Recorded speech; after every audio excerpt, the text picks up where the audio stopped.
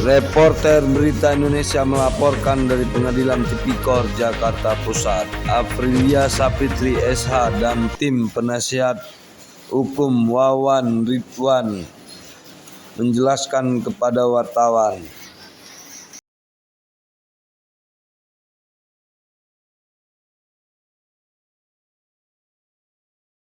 Supervisor di DJP di Jenderal Pajak ya. Jadi Pak Wawan terkait masalah dengan CDCW atau apa yang dia mau ditanya?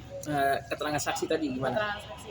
Kalau untuk keterangan saksi itu, kalau kita kan ya, kalau memang benar itu nggak ada perlawanan sama sekali dari kita, ya benar-benar. Tapi kan sebetulnya di fakta persidangan ini yang mau kita luruskan, kalau semua itu sebetulnya bukan Pak Wawan yang punya aturannya ini kan sebetulnya bukan OTT. Yulmanizar itu dilaporin sama orang. Nah, ini pengembangan kasus. Jadi gitu. sebetulnya yang bertanggung jawab atas semua kasus ini nih Yulmanizar. Yulmanizar ya. Sebagai apa Yulmanizar di sini? Yulmanizar itu anak buah, tapi yang merangkap untuk semuanya. Jadi kalau misalnya hakim nyuruh kita mengakui, kalau kita nggak melakukan masa kita mau akuin. Betul. Gitu kan. Jadi yang kita akuin itu memang Bapak menerima, tapi yang Bapak terima itu semuanya itu tidak sesuai dengan yang diterima dengan Yulmanizar. Karena Yulmanizar ini galang dari semuanya. Kayak misalnya nih, penerimaan apapun yang didapat itu yang bagi Yulmanizar. Bukan total penerimaan yang supervisor. ke Pak Wawan berapa itu totalnya? Kalau total penerimaan ke Pak Wawan 4,2. 4,2 miliar. Oke. Totalnya yang diterima Yulmanizar ya bisa dikalkulasi sendiri lah, karena kan yang diterima itu Yulmanizar. Bahkan yang bagi juga Yulmanizar, bukan Bapak.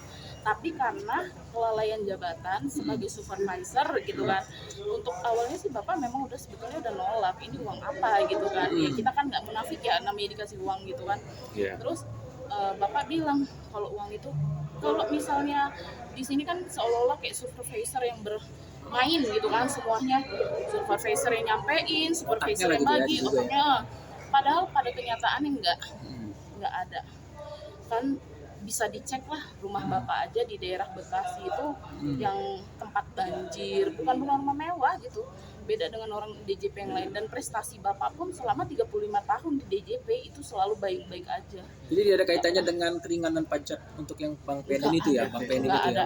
Terus kan kemarin kan PT Walet itu ya. waktu kesaksian mereka kemarin kan Veronica sendiri nggak pernah bertemu dengan Bapak karena Bapak pada saat itu telat. Tapi Yul dengan Febri bilang kalau pada saat itu yang menerima adalah Bapak. Itu bohong bener gitu. Bohong bener ya Bunda ya. Nggak ada sama sekali. Jadi pada intinya kita memang mengakui memang menerima gitu kan, supaya keringanan juga lah buat klien kami gitu. Kami nggak mau berkelit kalau misalnya tidak menerima sama sekali gitu kan. Ya, tapi hakim menekannya itu seolah-olah ya kita yang harus bertanggung jawab itu semua gitu. Berarti tinggi jabatan itu ya? Iya, punya rumah. Ya saya berharap ya seringan-ringannya untuk Bapak, karena yang dalang dari otak semua ini malah belum dipenjara sampai sekarang. Saksi ya? Pak Yulmanizar itu. Saksi. Dan saksi mahkota tidak dihadirkan Pak Lukas, belum pernah di ini ya. Kalau iya betul, itu kan tahu kan Pak Lukas itu Ya kan sering disebut partner. namanya. Jadi Pak Lukas Di itu persidangan. partner sama dia.